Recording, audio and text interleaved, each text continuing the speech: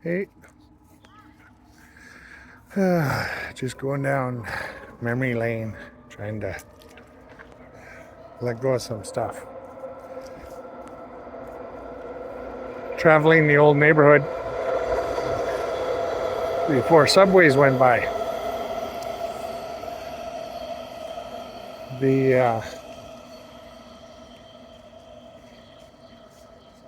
I was shooting a TV series, and I wasn't informed what the series was about before I went to it. I was just told it's a TV series, and they wanted me to act. And when I got there, I found out that it was about the murdered and missing women. Some of you know, some of you don't know. My sister-in-law was one of the ones Robert Pickton was convicted of killing at the pig farm. Some of her bones were found in the wood chipper that was pointed at the pig pen. So that triggered me a bit, and I had to take a minute. And then they brought me into the holding area for the actors, and I walked in, and I knew we were shooting in a gym that day, so I was okay when I was in the gym. But then they brought me through a long hallway, and I didn't realize it connected to a church. And the room they put us in was the storage room. And there was pictures of priests with little kids. There was toys and all kinds of religious stuff. And I guess I froze up because some of the crew had to walk me outside so I could catch my breath. I guess I froze. I went pale. All I know is when I got outside, my heart was beating like hell. I was sweating. I felt nauseous. So I sat outside for a while. That was 3 weeks ago, maybe 4. And since then, I can't sleep at night. I have taken sleeping pills that are prescribed and doubled the dose because I couldn't sleep. And so I'm not getting a lot of sleep. And a lot of old thoughts coming back of my sexual abuse, my physical abuse, emotional abuse, all of that. And it's just no major things have happened to me since then, but it's all the little things that I can usually put up with that are just putting me over edge.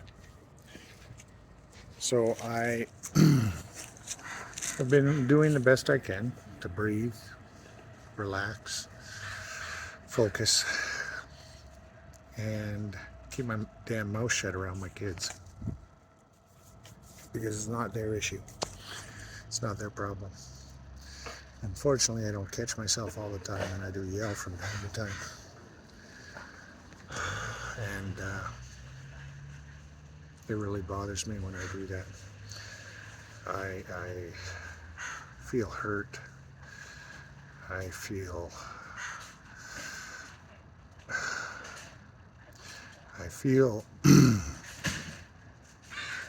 like I'm acting like some of the people that raised me. And that never felt good when I was a kid.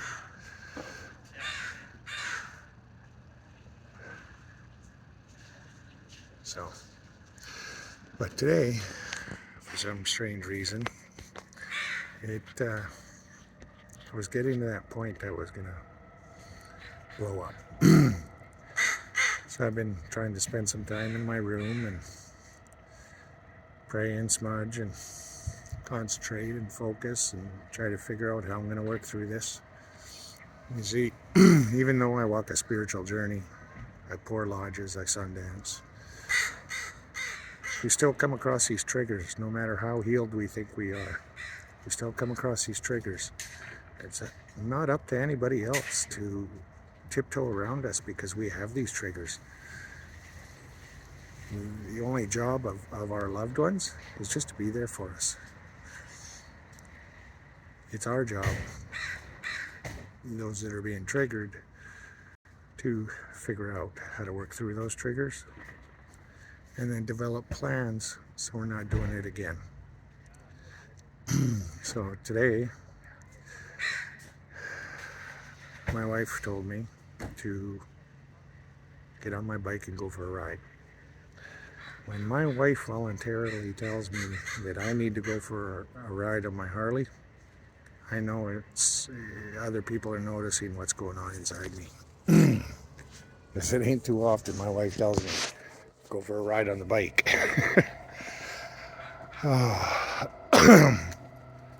So I went for a ride. And I didn't know where I was going. Next thing I knew, I was at my brother's house. He is my ceremonial brother that I sundance with. But neither him nor his family were home. So I got back on the bike and started going for a ride. And when I'm like this, I don't plan destinations. Well, that's not true. Sometimes I do. But they generally don't work out. The Creator leads me to where I need to be. And obviously, I need to be where a lot of the drama happened. Next thing I knew, I'm back at my old elementary school. And my Sunday school's gone now, but it was a couple blocks away. So I'm coming back here where I met some awesome teachers. And they did their best to help me through what I could, or help me through the best way they could. It's unfortunate that, I didn't have the resources or the role models at home to teach me what I needed to be taught and how to live. And that's not my mom's fault. It's not my stepfather's fault, not my dad's fault. They did what they knew how with the tools they were given growing up. My mom left home at 13.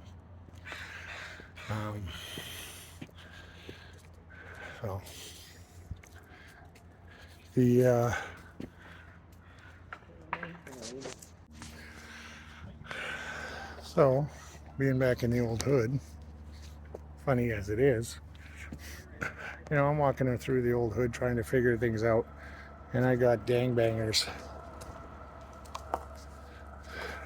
coming up to me and flexing their chests because I got my riding vest on.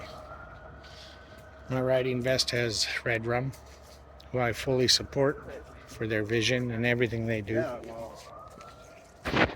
I got the American Indian movement because I believe in what they do. And then on the back, I can't show you, but there's a simple bottom rocker that says Brotherhood. And then it says Forever. So I rep my culture as best I can. And anyways, I've kind of gone all over the place. I'm back here now. And that white apartment used to be my family home. So on the first bell was my alarm clock. The second bell, I was in class. Fast, fast, fast. But in this neighborhood, I grew up in a violent alcoholic home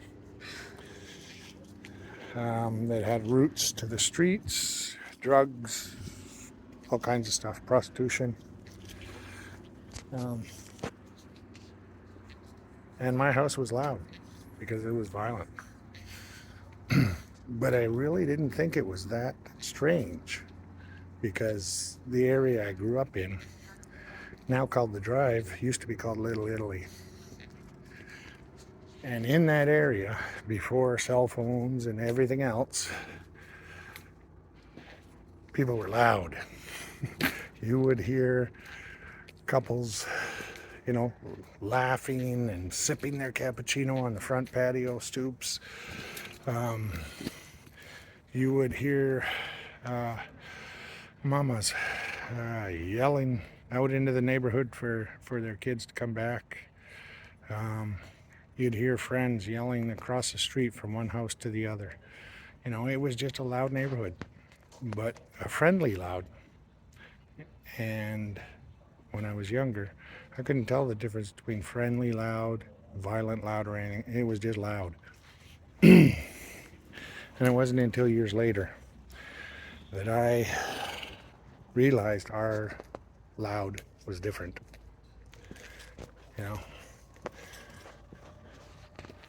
During some of the public speaking engagements I've done, I've said, I was homeless since I was 11. But you speak to certain members of my family, and they say, you weren't homeless. Well, no, I had a roof over my head. I had meals, there was food, there was a house, stuff like that. But it definitely wasn't a home. Like I said, it was violence, drugs, prostitution, criminals. My mom used to run a poker game every start Friday at 6 and go till like 6 a.m. Monday morning. And we had people from the downtown east side and from the bars, because my mom used to manage the bars down there. And we had longshoremen, bar workers, all kinds of criminals. We even had Canada's most wanted bank robber who used to come and play poker every weekend, until one weekend he didn't show up. And the following Monday, we seen his picture in the newspaper where he had been shot dead robbing a bank in Montreal. There was a task force after him for 10 years.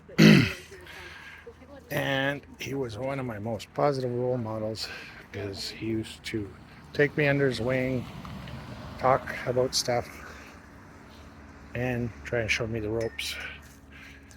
Although I never knew he was involved in crime. He was just a friendly old man. But anyways, coming back, the Creator brought me to this neighborhood for a reason. Maybe to lay to rest some stuff. Maybe to figure things out. Maybe to look for the teachings that I was too young to comprehend back then. I'm not sure. But I know when I showed up, I started walking around here, it was bittersweet. I had obviously feelings of regret and sorrow and stuff like that because of all the crap that happened here. But I also had a lot of fond memories. Me and my sister, Renee, even though our home was violent, that was our closest time in our relationship.